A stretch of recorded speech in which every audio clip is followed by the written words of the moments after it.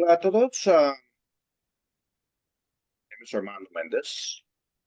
Um, Welcome to our fabulous Facebook Live celebration for the Hispanic Heritage Month. Again, as I was saying, my name is Armando Mendez, and I am the Latino Community Specialist for MAHUBE-OTWA. And I'm over the moon to be here with you today. My job here in the company is pretty much um, reaching out to the Latino community and educating the company, the organization, about the beautiful difference that makes us unique.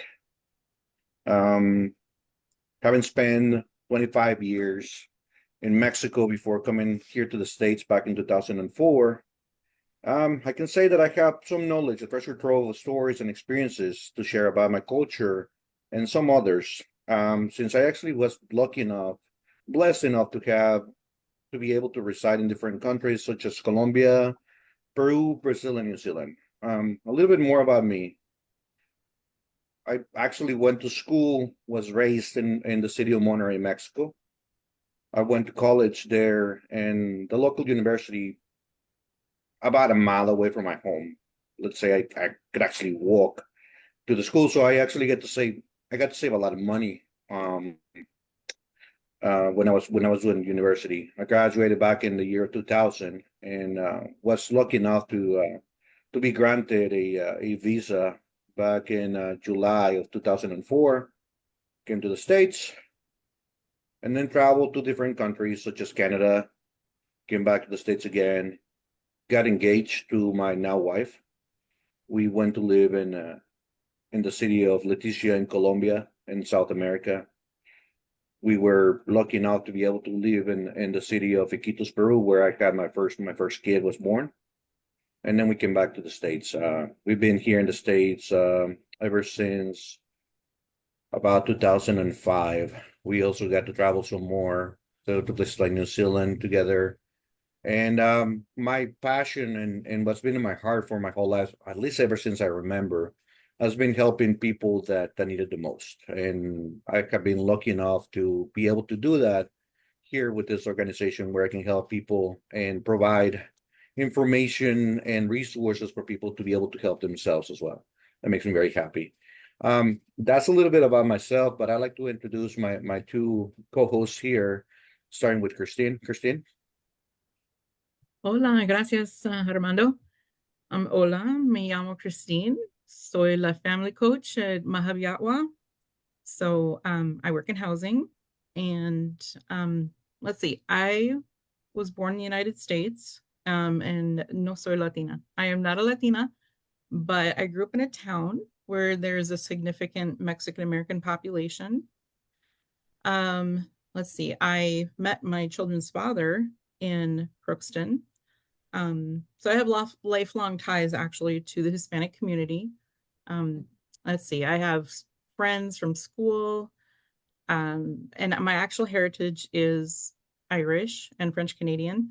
And the French Canadian part is French, Acadian, and First Nations. So a lot of people have mistaken me my whole life for Latina, and that was a good prompt for me to learn Spanish. So I did start learning Spanish before I met my children's father that I married. He was born and raised in Mexico and came to the U.S. as an adult. So we raised our kids bilingual. And then I did go back to college after trying to attempt to learn Spanish before I even met their father. I've had the opportunity to live and study abroad. Well, it wouldn't be abroad, it's south of the border in Cuernavaca, Mexico, for about 6 weeks.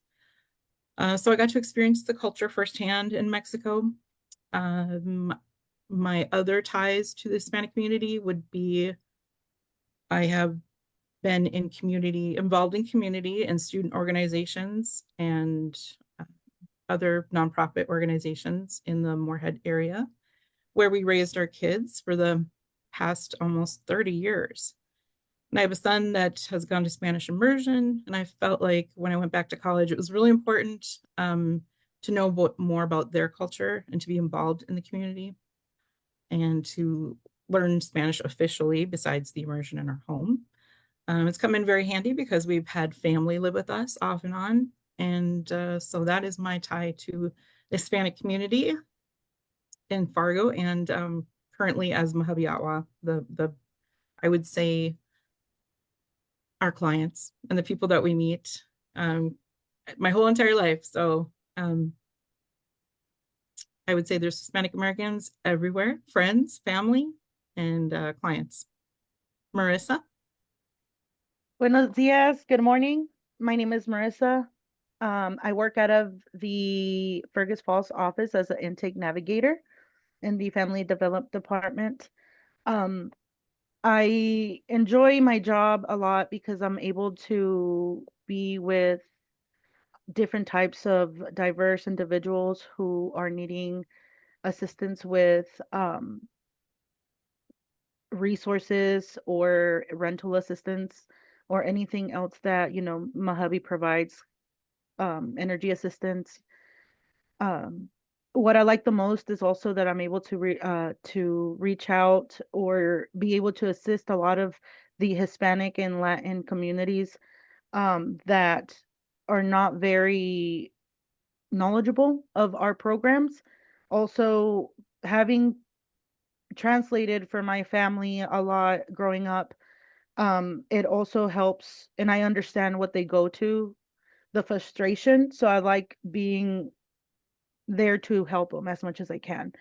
I wasn't aware of how many Hispanic and Latin individuals we had in our 5 counties, but it's a large amount, and a lot of them are not able to come in because they don't understand what we do. I was born in Oxnard, California. My parents are from Mexico, Zacatecas, Mexico. I was able to pretty much have like a culture shock because I was in California. You see a lot of people that look like me, talk like me. And then we transitioned to North Carolina where it was like nothing. Like my mom had the opportunity to add me as a bilingual. So I learned Spanish first, even living here in the United States. Um, and it was hard when we moved to North Carolina because I remember their first assignment. It was, what did you do during the Christmas break? And I just sat there looking at my paper because I didn't know how to write English. Or, the only thing I knew how to say was fine, thank you. Um, so I had to learn a lot, and it felt very well, just very different. And I remember being taken out for ESL classes, um, which they really didn't teach much. But I just thought it was it's I guess I feel like both, like, and it's crazy, but I that's the beauty about all this, that we're able to identify with the people that we serve, and we're able to help them as much as we can, and bring knowledge and understanding. So here we are. We are going to talk a little bit about what Hispanic Heritage Month is in the United States, and break some myths with facts, because I myself was not aware of a lot of things that I found out during our collaboration here. So, Christine, can you let us know a little bit of what the Hispanic Heritage Month means to the United States? Oh, you're muted. Thank you. Okay, sure. Yes, thank you. So in the US, we had the civil rights movement in the 1960s. And at that time, that's when there was a big push for um, basically recognition for marginalized populations in the United States. And through that, there was a representative, and George Brown, and he was a congressman, and he represented East LA and the San Gabriel Valley, which are predominantly Latinx communities. And they pushed because it was important to recognize the struggles and all the contributions of the Latinx community for the United States. So that was back in 1968. And then it was just a week. So they had a week. And then it got moved to, there's another representative in Congress, Esteban Torres, a representative of California, who expanded the week long to be like a 31 days. So in the following year, that was in 1987. And then in 1989, it was signed into law by President Ronald Reagan. But it took a whole nother year when President George H.W. Bush officially declared the 31 day from September 15th to October 15th as National Hispanic Heritage Month. So, and that's how we've had it for 31 days between September and October. And basically the purpose was to make sure that these communities and the roles that they played throughout American U.S. history was nationally recognized. And we could, delve a little bit more into the significance of the dates, why it's not the beginning of the month, but it's in the middle of the month to the middle of the month. Armando, were you going to share more about that with us? Yeah, I can actually, we have a video that we can show that kind of explains a little bit about that.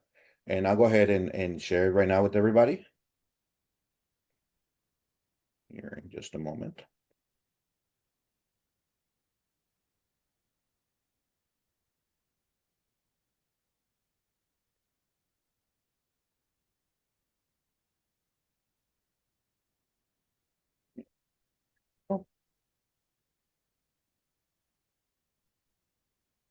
It's Hispanic Heritage Month, a time for us to recognize and celebrate diverse culture, history, and contributions of Latinos past and present. But what does it actually mean to be Hispanic or Latino? What do these labels apply to? And why do we celebrate in the middle of September, right?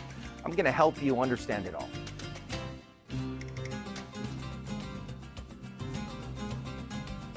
I'm Guad Venegas, NBC News and MSNBC correspondent, and a proud Mexican American. Now, most month-long cultural celebrations start on the 1st, right? So why does Hispanic Heritage Month start on September 15th? It's because a handful of Latin American countries actually celebrate their Independence Days on September 15th. Plus, Mexico celebrates on the 16th, and then Chile on the 18th. But there wasn't always a whole month to celebrate Latinos or Hispanics. In 1968, Congress passed a law ensuring that presidents would recognize National Hispanic Heritage Week each year. Then 21 years later, President George H.W. Bush became the first president to officially declare it a month-long celebration. Hispanics are the second largest racial or ethnic group in the U.S., with more than 62 million people descending or originally from Spain, Mexico, the Caribbean, and Central and South America. Now, you've probably seen the words Hispanic and Latino used interchangeably, but they don't actually mean the same thing. The term Hispanic typically refers to someone whose family came from a Spanish-speaking country, while Latino refers to a person with ancestry in Latin America. And it is, by the way, possible to be both. Brazilians are Latinos, but they're not Hispanic because they speak Portuguese, not Spanish. But then you look at Mexicans, Dominicans, Cubans, and so many others from Latin American countries who are actually both. And this brings me to the term Latinx. Where does this fit into all of this? Well, Spanish is historically a gendered language with masculine and feminine words. For all of us who speak the language, we know what this means, right?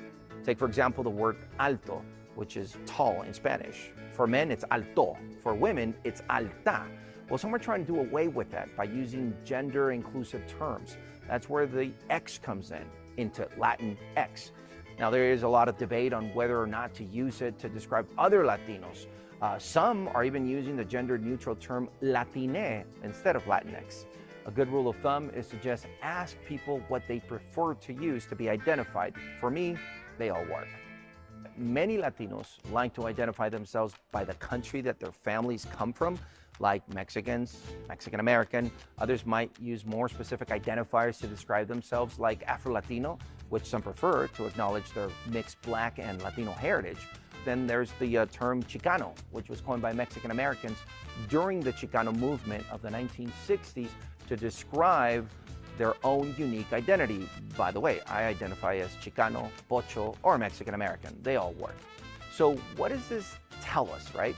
Hispanics are not one homogenous group that can be lumped together. Each Latino culture has its own unique set of traditions and its own definition of what it means to be Latino. And we celebrate all of them this month and year-round.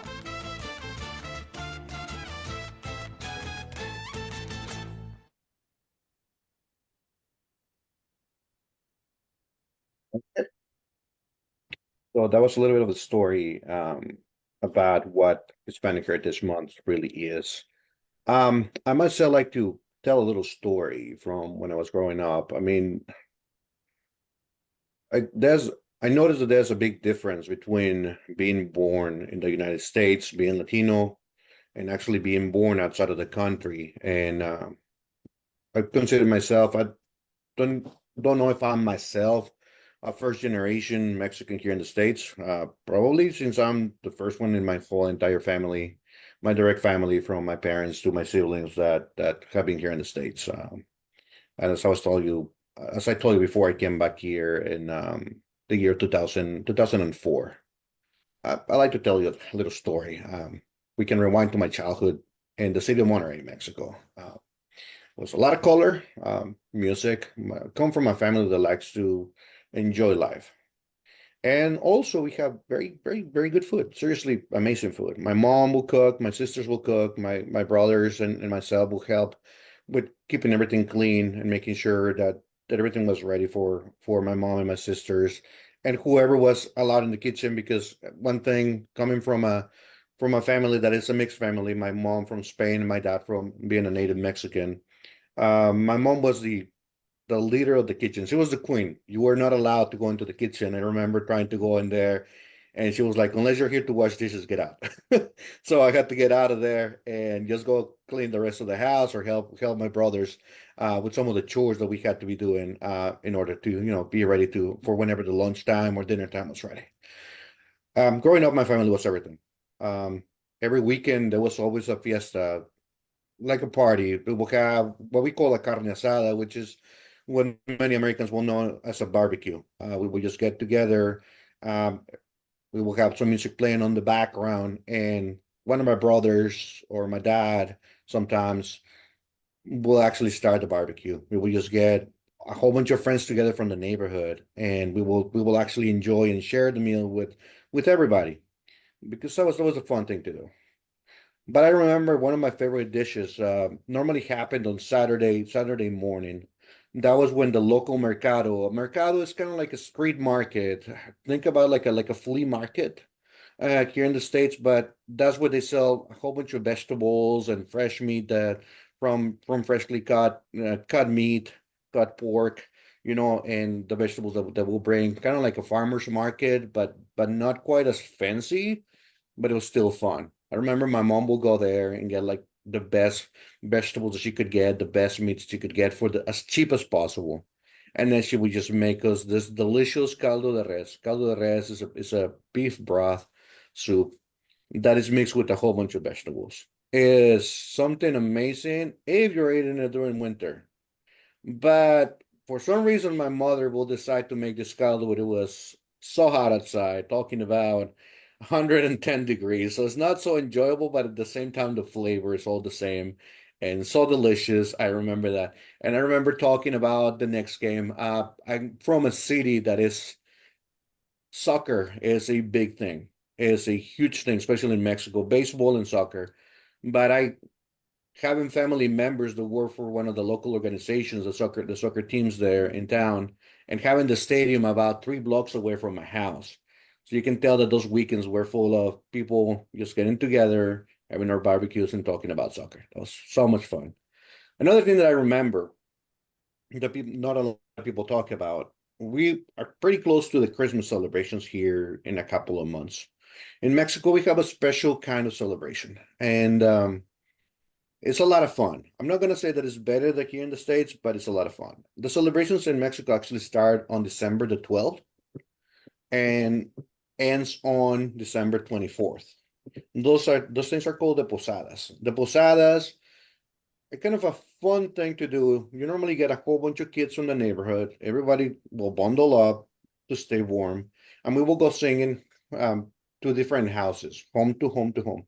Eventually, it was already planned, but eventually we will get to the last house.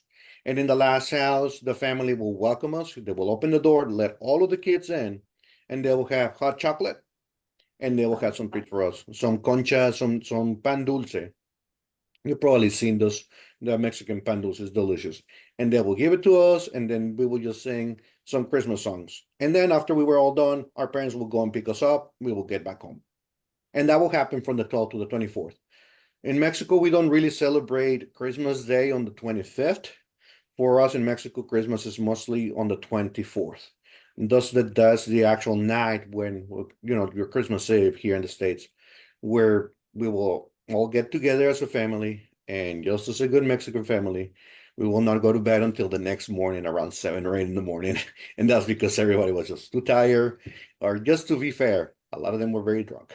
That's just the way that the family that I grew up with. Was it fun? Yes.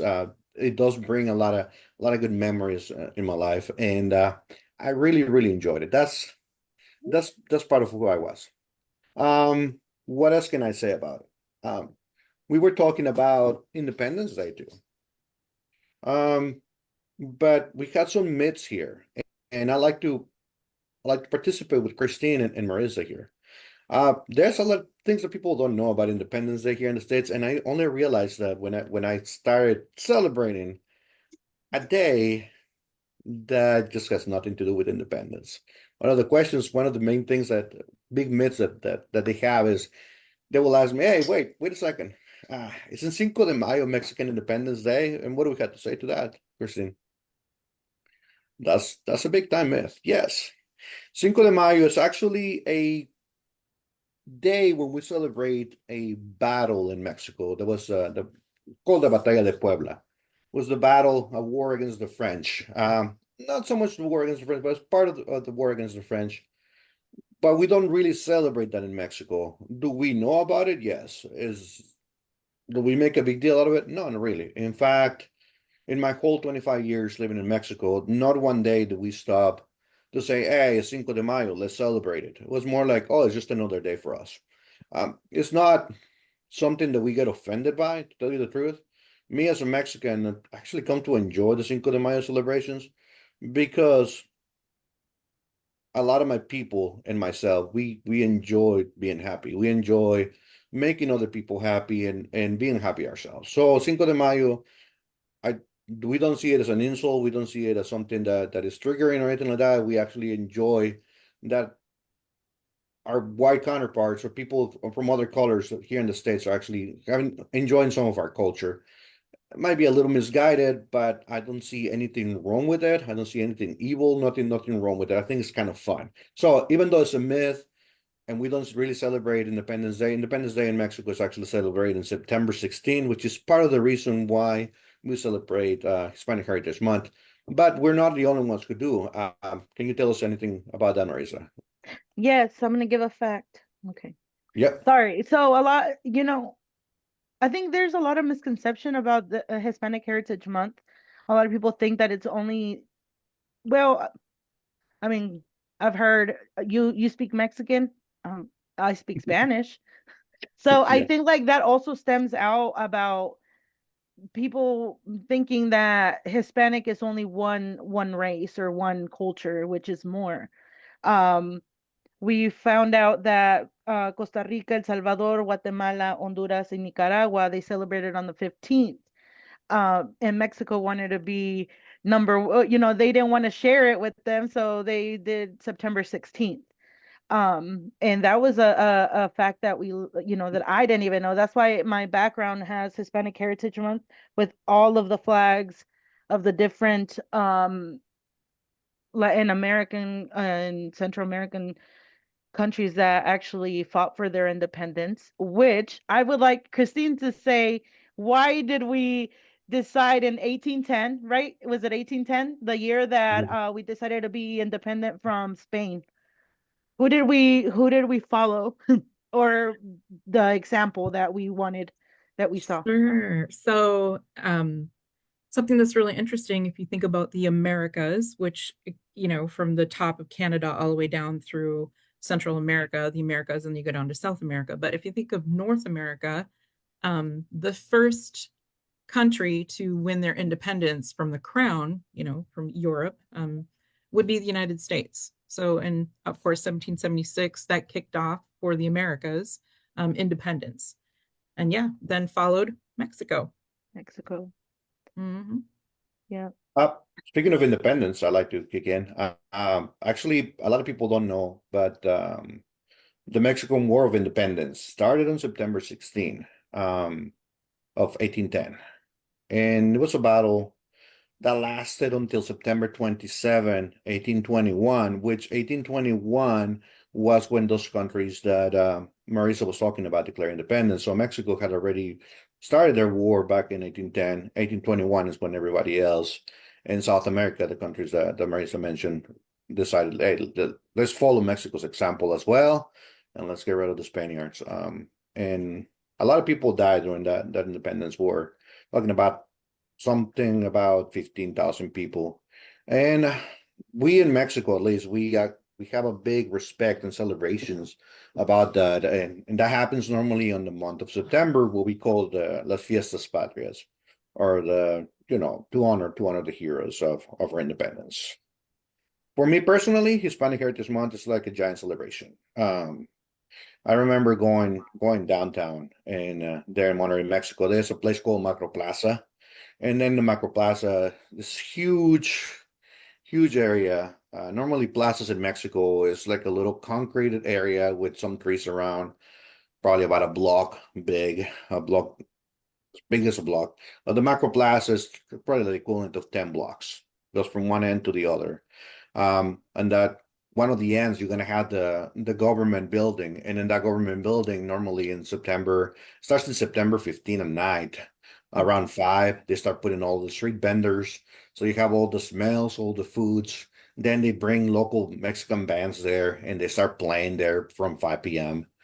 And then around 11 is when everything starts getting pretty fun. They start the fireworks. And I'm talking about fireworks that will last for about like 20 minutes. It's crazy. Then right after midnight, whoever is in charge, either the mayor, the governor, or if you're in Mexico City, normally it's the president of Mexico. They will ring a bell and they will say what is called El Grito de Dolores. They call it El Grito de Dolores because that was the last name of the priest who started the revolution. And he will say something that goes like "Viva Mexico," and then everybody else in the Viva! crowd will say "Viva," and he will say "Viva los héroes de la revolución." That's including all the heroes of the revolution, the heroes of the independence. It's actually something that is so important for at least in Mexico, where I come from. I cannot say this is the same thing for all the other countries, but this is the experience that I lived myself. It was so fun. After that, the problem is trying to get a bus ride, to catch a bus ride back home because talking about after midnight. So a lot of the times you have to drive there with a friend, grab a taxi, or nowadays you can grab an Uber, I guess. But during my time there in Mexico, there was no such a thing as Uber, given the fact that I came up here into the States in 2004. I did not enjoy those benefits, but I'm pretty sure my more modern Mexicans there in town, they actually get a chance to enjoy that. Um, and Can you tell us what you guys celebrate down here for Heritage Month, Marisa or Kristen? Any memories that you might have whenever you were growing up? Do you want me to go? Yeah, Yes, go ahead, go ahead. Marissa. Yeah. So growing up, like I said earlier, I was born in California. So California, Arizona, New Mexico, Texas, since they were part of Mexico at one point, the Southwest, um, well, me personally, but I know California, they literally celebrated Las Fiestas Patrias. They have a actual heritage festival. And so I would be able to experience both, starting from July 4th. My parents would take us and we would see the fireworks. So I was able to experience my two cultures per se, because I mean, I identify as an American as much as I identify as a Mexican. And so I was able to see both of those differences and the pride I want to say that I see it more, I guess, because you know how they say that Spanish language is more like, you know, more romantic or more passionate. Well, I that's how I feel that my family was as Mexicans, very proud of who they were. And we were able to see the grito, like you mentioned, on TV because it was live. In one of the in Univision or one of the Mexican channels that we would be able to watch, Telemundo, or but to me, I just felt proud, and I've always been proud of everything my parents have accomplished. Um, Coming here with nothing, and you know, getting a feel of what it is to live in the United States. And they also now, I mean, they're citizens. They got their citizenship and they know history of the United States, the colors of the flag, why the stars, you know. But I'm very happy that I was able to actually even be here with y'all because I learned, and I want my kids to learn as well. And I feel like Hispanic Heritage Month, it has a now a special meaning to me, and I hope it's special to the rest of the people who are looking, watching us. And I hope that you all get something from this and visit our local Hispanic vendors, restaurants, and ask them a little bit more, than maybe just not ordering their food. You know, where you from? How long have you been here? Um, you know, stuff like that. Make them feel welcome, and because at the end of the day, the United States was made from, you know, it's built, it's a melting pot. If it, and we have all the flavor here, which is also something that I'm proud of, and I'm glad I was privileged to be born here. So I'm first gen, and I get to experience pop, cumbias, mariachi, all of it, all every, you know, Asian food, Indian food, everything. It's just something that it's sometimes we take it for granted, and we have to realize, you know, we have a lot of good stuff, and we should be appreciative of the different cultures that we're able to interact with. Not only Mexicans, Hispanics, Puerto Ricans, but everybody, even the Irish or the what do we have a lot over here? What is Puerto it? Ricos. No, yeah, but the what is the oh my goodness, I can't.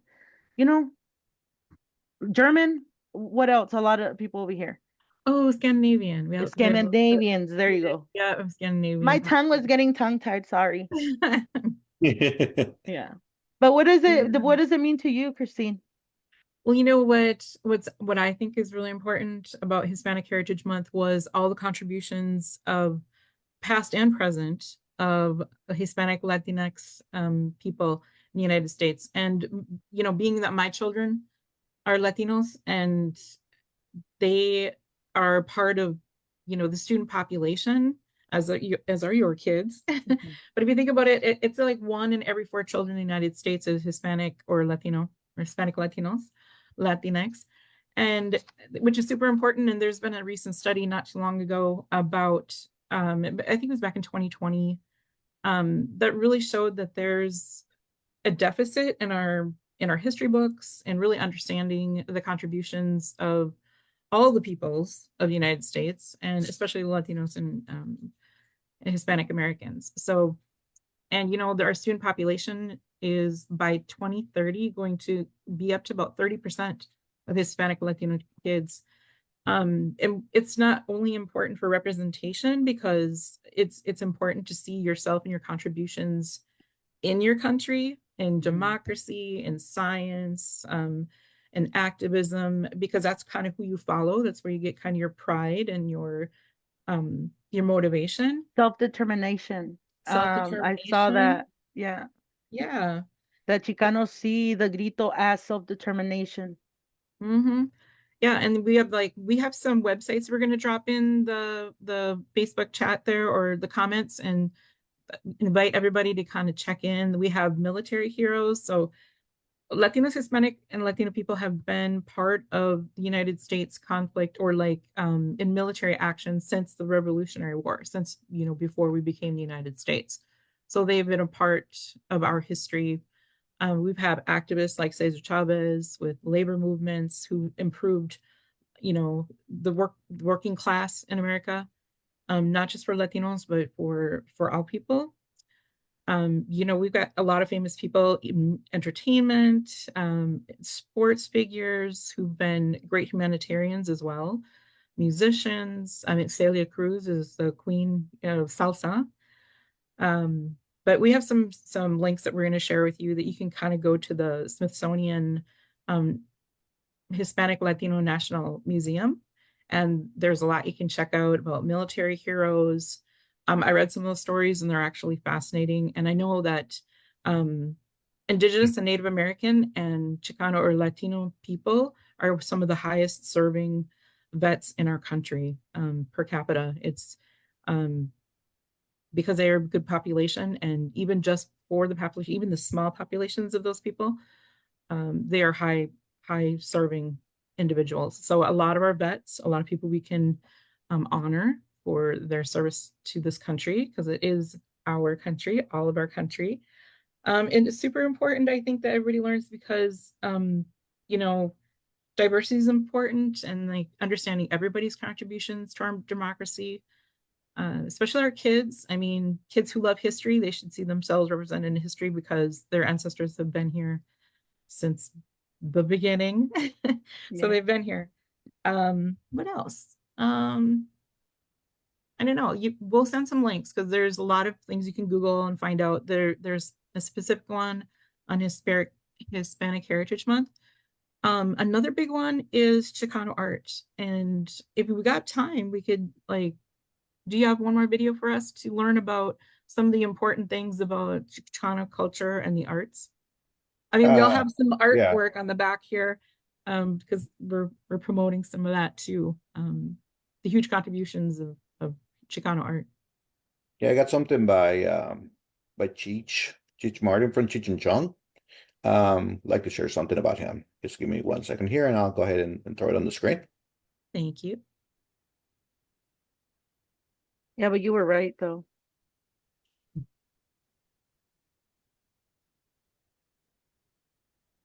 My name is Cheech Marin. I'm an actor, writer, director, art collector, and half of Cheech and Chong, and general gadfly about the scene.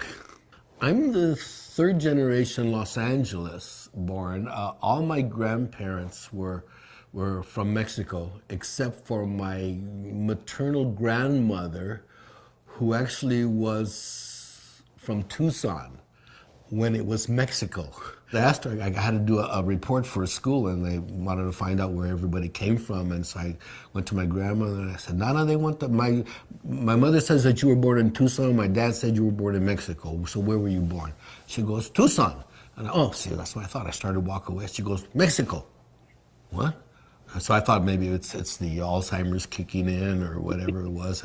And so I asked her again. It's just Tucson was Mexico, pendejo. And she was a prime example of she didn't cross the border crossed her. You know, so it's a long history of our presence here, because we were here first. And all my cousins all went to Catholic school, and so we had the same core curriculum. We had this little group that we were assigned by the head cousin Louis, my cousin Louis, different subjects to go out and learn about, and then bring it back to the group. My mandate was to learn all about art, and that's what I did. And so I learned all about Western art at the library, and the gap in my education was contemporary art. I knew a bunch of names, but I didn't know really about it. So I started going to galleries on the west side of Los Angeles, and that's where I discovered the Chicano painters. So one thing does lead to another, you know. It's all of the, you know, the progress of education. It's a door opener. So when I discovered these Chicano artists, I was educated and I knew what it was. I knew that these were great painters, and I knew their techniques, and I saw their allusions to classical art and contemporary art and world art, because all the artists in my collection are either university and or art school trained. They are seriously trained artists. I started collecting Chicano art. And I was the perfect storm. I knew what the art was. I had money to collect it, and I had fame in order to proselytize for it. And so that became the purpose. One of the main purposes of my life from then on till this day is showing the world this Chicano art, which is still to this day the only collectible Latino entity. That's recognized, okay, this is actually a market for us. My theory is that if you are doing good or doing the right thing, that good things will happen to you. And it has turned out to be that way. I've been given my own museum in the city of Riverside. They came to me, they found the collection. We were doing a show there, and they had this classic modernist building, 66,420 square feet, 420 square feet being the operative dimension. And they offered me this building to house the collection. And so I remember I looked up the skies, gotcha. Because this is, not very often your theories about life are confirmed, but this time it was. Support your local Chicanos. You obviously are supporting your local Chicanos, because here you are watching this.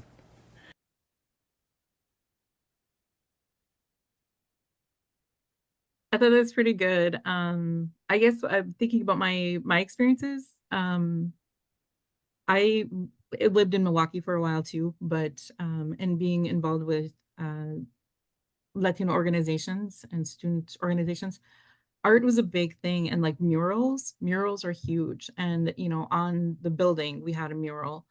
And one of my sons is an artist. Like he's like really into art.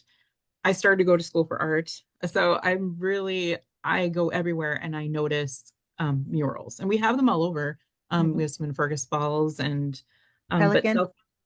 Pelican, Southside. So it's like it may not be specific to Latino art, but it's a huge thing that came from Latino art is murals. So I thought that was pretty significant. You can Google Cheech Marin Museum and you can find that online, his gallery. So people can kind of peruse through a lot of artists there and their exhibits. And we have artists in our own areas that we can check out too. So I encourage people who are interested in art to check out the Latino and Hispanic artists. Well, that's actually true though. What he said too is like one thing leads to another. And that's like when I was trying to find my identity and where do I fit, I found like Chicano, the homies. Does anybody remember the little homies that you would collect? Even the stickers that you would get with the quarters, they were all like sad face or, that is culture to me because it does also Chicano is that I was like, well, that's what I am, and I didn't even know like I'm a Chicana. And like he did, I love to read, and I always wanted something that was bilingual, like the way that I'm talking, like I would talk English and Spanish. And I actually found books that were like that in the library. And that to me it's like, oh, somebody like me, Spanish, English, and it was, and I learned a lot too, because a lot of those writers, came because of jornaleros or migrant workers because of season stuff. So I was just over the moon, and I got that one from you, over the moon. But yeah, so what about you? What about like you, because you're Mexican and your children are, half and half. How do you incorporate both? Like how does you and your wife, I know that you've been all over, but how does that entwine? Uh, it's actually pretty fun. call my kids white chickens. They're half white, half Mexican, and they're very happy. They're very proud to be both. They're not ashamed of being one or the other, and that's what my wife and myself we always try to teach them. Don't ever be ashamed of who you are. Whoever you are, you strive to be the best at that point. No matter what people say, um, you be the best that you are yourself. Okay. And it's pretty fun. Unfortunately, I haven't had the chance to teach them a lot of Spanish because in my family we're a very traditional family, to the point where the way that I was raised, a lot of that brings the Mexican culture is brought into my family. So I like to go and earn the money. We gotta go out and make it work for everybody so that we can have a place to live, food in the table and everything else. My wife decided on her own. It's nobody told her that she had to do that, but she decided on her own. I will be the homemaker. You go take care of everything that is a business. I will take care of the rest of the family. And by that I mean she takes care of me and everybody else. I don't even haven't even bought my own clothes in forever because I don't even know what size I really am. My wife is like one picking all that up. And that is gotta say, that's a very Mexican thing that happens. You grow up, normally the women in the family take care of that part of that. And then the men, they're normally not home all day because we have to be out there, breaking our backs. A lot of people work in the farms and stuff like that. We come home late after working all day long and bringing the food. But so far, my kids, I'm very happy with all four of my kids. They show a lot of respect to her mom, to their mom, a lot of respect to myself, and it's very fun. Myself, I mean, I can tell you about what I think about coming from Mexico into the States, which is it's been a long journey. 2004, I've been here for 20 years. I mean, living in Mexico for 25 years. I mean, it's only the beginning to fully understand. When I moved here to the States, I actually realized it was very, very vital to stay connected to my roots because at first, whenever I got here, all I had was English and nobody really to speak with that spoke my language. I knew a little bit of English. In fact, I met my wife in Mexico while I was translating for them. But it is different to translate when you're in Mexico than actually coming and completely immerse yourself in a completely different culture. I'm talking about everything on TV is in English. So you might find some Telemundo, some Univision, but you're gonna have to have cable in order to get that. So in a Or normal the free channel, radio. yeah, on the radio. So in the normal channels, you don't get any of that. Um, when I arrived here, when I came through the border with my visa and everything, believe it or not, I had $50 to my name. That's what I had in my pocket. It was $50, but I'm grateful that I came across a lot of people in my life and my stay here in the States. Whenever I went to Canada, that they were always willing to help, and you see that a lot. It's so much fun. I mean, you do see, so you experience some racism depending on the areas where you are, and it does happen. But I don't see it as everybody who is not my color is racist against me. No, I decided not to live that life. That's the life of like a victim mentality, and I don't want to have that. I rather see the person for who the person is. If you're racist yourself. That doesn't make the person next to you the same. So how Um, was so sorry to interrupt but you, but how was your experience now, like here, but how was it when you were in Peru, right? How when were I you went to, treated? Because I mean, even your accent would be different than the way they speak over there. it's a lot of fun. But first, we went to Colombia, the very first country that I stayed out of America, Canada, and Mexico. In Colombia, the culture is very similar to the Mexican culture. But every country in South America has their own pride, a little bit of a superiority complex if you're not from their country. That's a normal thing. Hey, Colombians are better than Mexicans. Why? The biggest thing they're going to bring up is going to be silly things like, hey, we're better at soccer. Mm. Your team has never made it past the match so and so in the World Cup, so we're way better than you. But that's it. Other than that, we're very friendly. We get along with each other very well. Then we go to Peru. The Peruvians they were always fighting about which food is better. Is the Peruvian food better than the Mexican? I gotta admit, their food is very good, but it's not better than Mexican food. It's not. It's like a mixture between. They use a lot of potatoes because Peru is actually one of the countries that has the most kinds of potatoes in the whole entire world. So they use a lot of different potatoes, and they make some mixture with like kind of like Chinese Asian food, Oh, and their food is very good. There are some dishes like lomo saltado, which is made out of pork. No, I think it's made out of beef, and then they have something that is called papas a la huancaína, which is a potato dish that is, my goodness, very freaking delicious. Like you have no idea how good that thing is.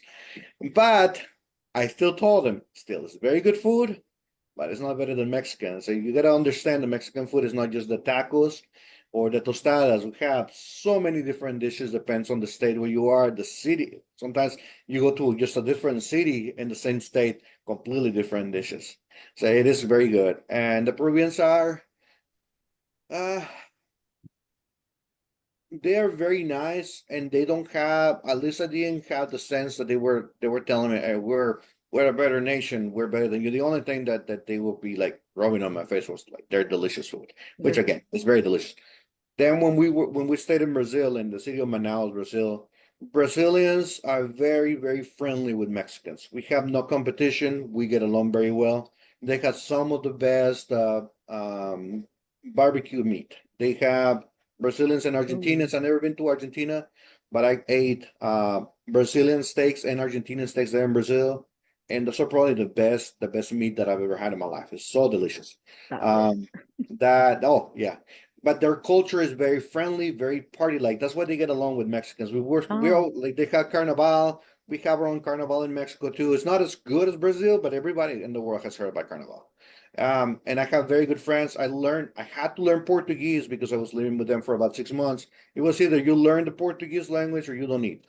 So I oh, had to learn the language. Yes, it's not that different to Spanish, but it is, there's some things that are very different. But still, if I read it, I can write it, and I can speak it as long as it's like a normal conversation that doesn't go too crazy. oh, that's good. That was my third language that I learned. So Spanish, English, Wow, that's pretty and cool. Portuguese. And then the last thing that I did, travel to New Zealand, stayed there for a year. Their main language is English. Their second language or the national language is called Maori, which those are the natives there in New Zealand. New Zealand has two names. It's got the New Zealand name, Aotearoa, which is the actual Maori name. So you can call it either way, they will understand on it. And even their national anthem is actually in Maori and in English. It's actually pretty fun. Oh, One that's of the most cool. beautiful national anthems I've ever heard. But that's what we did. Again, my kids, my oldest daughter was born in Peru, in the city of Iquitos, Peru. She was born right there in the jungle. My second boy, my second kid, which is a boy, he from the second boy up to everybody else, they were all born here in the States. I'm very happy.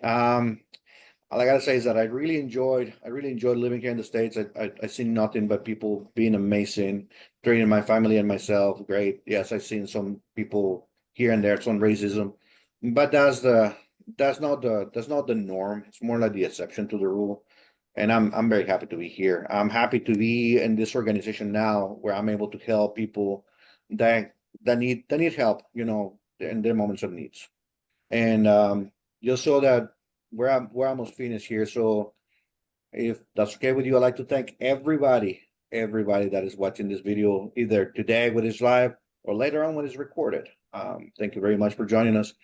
If you have any questions for us, even if it's after the video has been finished, just put the questions there in the chat. We'll be able to go back and answer any questions for Christine, Marisa, and myself, or to MAHUBE-OTWA as an organization. Just put them there in the chat. Of Yeah. course, keep it PG, please. And let us know if you have any questions about Yeah. any of our stories, anything that you think that we didn't cover or anything like that. We only have an hour to cover all of this, and Hispanic History Month is way more than an hour. It will take us Yep. days, if not months, to finish everything, every single contribution from every single country. I'd like to thank again everybody that watches today. I'd like to thank Christine for your amazing time here, showing us some facts. And Marisa, you are like what we call in Mexico a pocha, but you're a good pocha. Yes. I've lived in Mexico too. But Uh, anybody from Wadena, Hubbard, Becker, Ottertail, and Manoman, come see us, call us, háblenos, díganos qué necesitan. Si preguntan for someone that speaks Spanish, alguien que hable español, me lo pasan a mí, or they can use a language line. But we're here to help. Aquí estamos para ayudarnos y en todo lo que se necesite, preguntas. But Yeah. yes. Thanks. And we encourage you to learn more. We'll have some links, some more resources, and Google, you can just look up some more information and we'll try to get you started with some facts. And yeah, we encourage everybody to learn and come visit us. Thanks again, everybody. Have a great Thank you, weekend. Armando. Thank you, Thank Christine. you. Adios.